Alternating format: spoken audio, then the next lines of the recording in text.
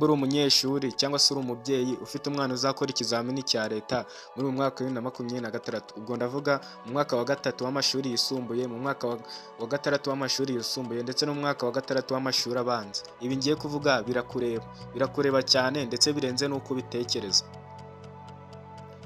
Mbere y'uko ngira ibanga nkwibira ku bijyanye n'ikizamini cya leta cy'uyu mwaka, reka mbanze nkugezeho uko abanyeshuri bahize abandi mu mwaka wa 2024 na 2025 bagiye bitwara ndetse n'amanota bagiye bagira.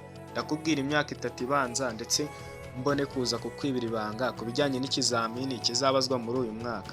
We hamwe tubane, njye banyita Ndamage. Iyi ni Menya n'Ibintu. Nimba aribwo bwa mbere ugeze kuri uno muyoboro, ukande subscribe kuko ni umuyoboro w'ingenzi mbese ukugezaho byose uba ukeneye n'ubundi hano mu Rwanda ndetse no mu mahanga, by'umwihariko mu burezi.